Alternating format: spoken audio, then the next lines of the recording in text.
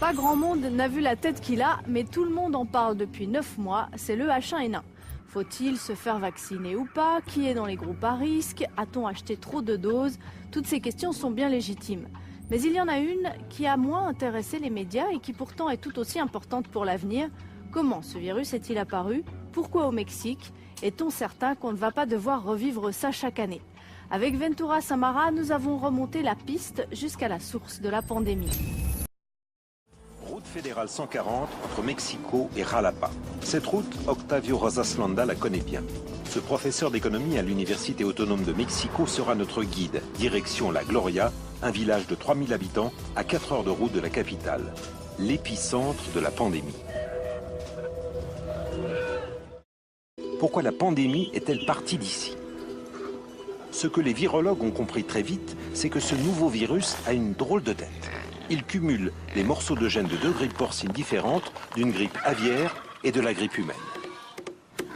Il est possible que 2 des 4 combinaisons soient faites il y a plusieurs années, puis qu'une 4e ait eu lieu, puis que celle-là, elle est faite que le virus a pu passer du cochon à l'homme, ce qui arrive d'une façon épisodique depuis très longtemps, mais qu'il a pu passer, après avoir passé du cochon à l'homme, de l'homme à l'homme.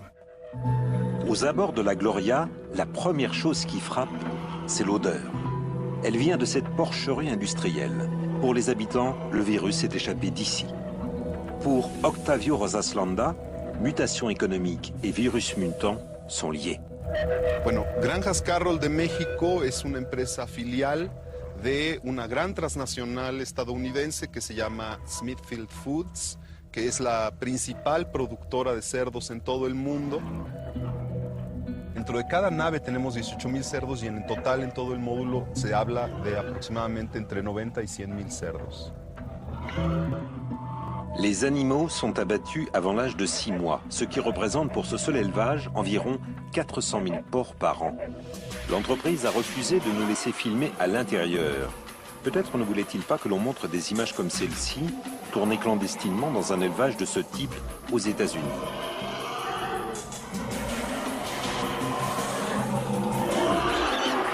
Officiellement, l'entreprise nous a refusé l'accès pour des raisons de biosécurité. Il est vrai qu'entre le cochon et l'homme, les virus circulent facilement. Dans la région, les occasions ne manquent pas. Nosotros hemos estado haciendo una investigación y en este mapa vas a poder observar que en este otro lugar hay todo un grupo de módulos y en el sur también tenemos otro gran grupo de módulos. En total nosotros hemos contabilizado 65 módulos, pero la gente de las comunidades nos ha dicho que hay hasta 106 módulos, lo cual implica que hay una destrucción ambiental y de la salud mucho mayor de la que se reconoce. 5 à 6 millions de porcs vivent en permanence dans une région plus petite que la Suisse romande. Un cerdo produce 8 veces el excremento que produce un ser humano y el excremento de aproximadamente 40 millones de personas, el equivalente, y esto es el doble que la población de la Ciudad de México. Les déjections sont pour les Mexicains. La viande, elle, sera consommée par les Américains. Nous partons pour Chichicuautla, à un quart d'heure de la Gloria. Octavio Rosas Landa travaille avec ces communautés depuis des années. Il a leur confiance. No pasa nada, estos cuates no hacen nada. Ya se puede percibir el olor a los cerdos muertos, porque es diferente al olor del estiércol.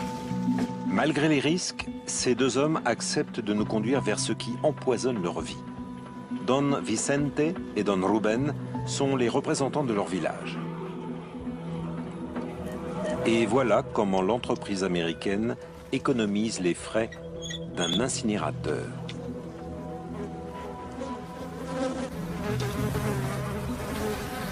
Estas son las pudriciones y filtraciones que van al subsuelo, de donde va el agua potable que nosotros consumimos. Esto es lo que dice Granjas Carroll y el gobierno, que no afecta. Yo no entiendo por qué dicen que no afecta cuando toda carne podrida es una infección para todo el ser humano.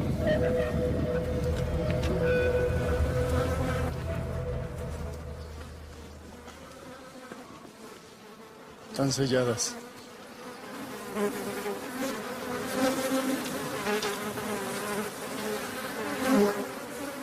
Uy, pues imagínense, nada más son como unos 8 metros por 3, montones de cerdos.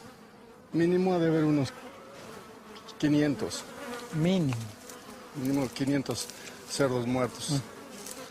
Y en cada fosa. Ya tenemos aquí 4 y otra que están construyendo. Nada más le ponen muros de block, pero la filtración va directa al subsuelo. Nuestros mantos freáticos tienen 10 metros de profundidad. Ellos los hacen a 4 o 5 metros. ¿A qué distancia está el agua? Y se vinieron a sentar en nuestra cuenca. Es la más rica que tenemos en agua dulce para el consumo humano, y más sin embargo se le están dando a los cerdos. Dans les élevages industriels, une mortalité de 5 à 10%, c'est la norme. Todo gobierno tiene conocimiento y ustedes lo están viendo. Miren, nada más se están pudriendo. Es una porquería de empresa, como es la porquería del gobierno.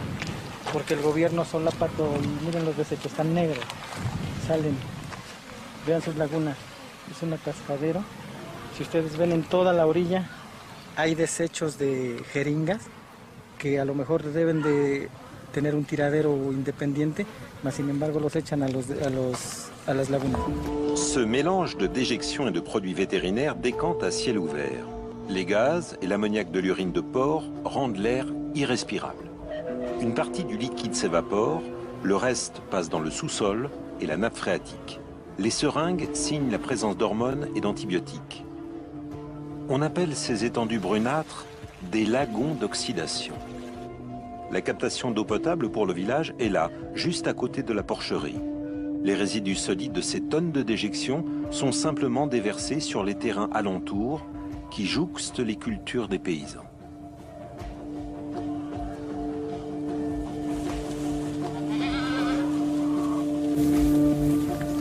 Anteriormente, hace años, cuando esta empresa aquí no tenía asentamientos, todo era sano. Ahora no, ahora siempre hay en cada comunidad, hay mucha gente enferma de las gripas. Infecciones pulmonares, respiratorias, fiebres.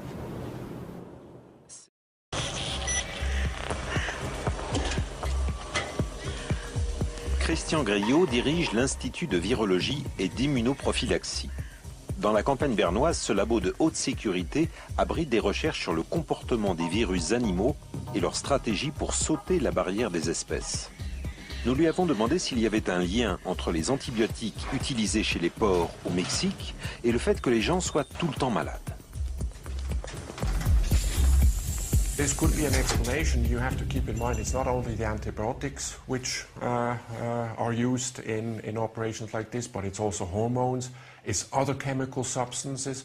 And if there's a high concentration in the drinking water of all these substances together, this could also induce disease in humans, yes. One can sure not exclude this. Octavio Rosas Landa nous emmène sur une autre piste. Ahí está la fábrica. Cette piste, c'est celle du rôle de l'alimentation des cochons dans la création et la propagation de nouveaux virus. En esa fábrica se producen los alimentos para todos los cerdos de las granjas, los miles, los millones de cerdos que hay en toda esta región y que son de las granjas que pertenecen a Smithfield.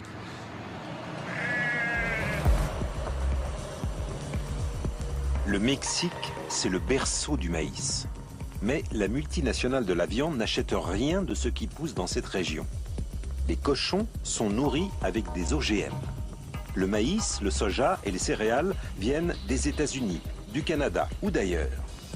Les habitants n'ont droit qu'au trafic des camions qui apportent la matière première. Des antibiotiques et des facteurs de croissance sont ici directement mélangés aux aliments. Le seul ingrédient local de ce menu, ce sont les déchets des fermes de volailles voisines. Les animaux morts peuvent servir de nourriture aux porcs. Un mélange de litière, d'excréments, de plumes, de sang et de carcasses de poulet. Pour survivre à un régime pareil, il faut des races de porcs spécialement sélectionnées. Dans ce type d'élevage, on injecte au truie des hormones sexuelles pour augmenter les portées, pour planifier les naissances et pour qu'elles fassent plus de lait. On pique les animaux avec des antioxydants, des hormones et des antibiotiques pour accélérer leur croissance. Sur le marché de la viande, personne ne peut faire moins cher que Smithfield Foods. Los engordan así. Nosotros los que tenemos, los alimentamos con maíz molido, alfalfa, alimento, pero dilatamos por lo menos 6 meses, 7 meses para sacar un marrano de este tamaño. Si aquellos en 3 meses pasan chiquitos así, en 3 meses ya lo están sacando de este tamaño. En 3 meses, ¿qué les dan? ¿Con qué los hacen crecer? ¿Quién sabe? Pues el futuro es que se nos va a ir el agua. Nomás las lagunas se ve cómo se van. Il n'y a pas de rivière dans cette région. Par endroits, les nappes phréatiques forment ces étendues d'eau. C'est l'unique richesse de ces terres agricoles. Cuando estaba desde unos 12 años, también venía yo a cuidar, pero cabrió. Y el agua daba hasta acá, aquí arriba de los texcales estos, ahí está un aparatito ahí, en aquel texcale donde medían el agua. Y ahí se veía cuánto iba bajando, cuántos centímetros al mes. Se ha ido más abajo por tanto consumo que tienen las granjas Carol para sus cerdos. Nosotros estamos consumiendo 4 o 5 meses nada más para la agricultura. La empresa, los 365 días del año. Es el consumo que tiene las 24 horas. Y yo creo que ese es el problema que está más extrayendo a los mantos acuíferos que nos está afectando. Perforan pozos para el consumo de cerdos cuando el humano necesita más de ese líquido. Ces terres ont été distribuées aux agriculteurs après la Révolution, en 1910. Des terres inaliénables. Les paysans ne pouvaient pas les vendre, seulement les transmettre. Et personne ne pouvait les leur enlever, même en cas de dette. Cette protection des paysans est tombée avec l'ALENA, l'accord de libre-échange entre le Canada, les États-Unis et le Mexique en 1994. Ruinés par l'arrivée massive de céréales et de produits agricoles bon marché canadiens et américains, les paysans ont dû vendre et émigrer vers les villes. Leurs terrains sont alors passés aux mains d'entreprises comme Smithfield.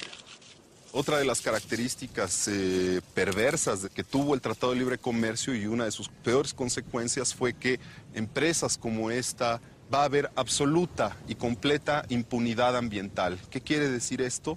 Simplemente quiere decir que en caso de que empresas como esta tengan afectaciones o generen afectaciones muy fuertes al medio ambiente, ningún gobierno, ninguna autoridad, ninguna instancia del propio gobierno mexicano los va a obligar a cumplir con las normas ambientales. Est-ce que vous pensez que le gouvernement mexicain va continuer à laisser des grandes fermes s'implanter comme ça, malgré le fait que c'est un modèle économique fragile, puisque dès qu'on parle de grippe porcine, les exportations sont stoppées, et parce que ça a un impact sur l'environnement et sur la santé des gens? No, yo creo que el gobierno mexicano va a seguir exigiendo el cumplimiento de las reglas que tenemos aquí para el establecimiento, no nada más de las granjas porcinas, sino de las granjas de aves, y que aquellas empresas que cumplan correctamente con la normatividad son bienvenidas y tendrán toda la facilidad para que se puedan desarrollar, siempre y cuando respeten las normas que tiene Zagarpa, las que tiene la Secretaría de Medio Ambiente y las que tiene la Secretaría de Salud. Para nosotros las inversiones extranjeras siempre son bienvenidas, siempre y cuando se ajusten a las leyes mexicanas, igual que todas las inversiones mexicanas.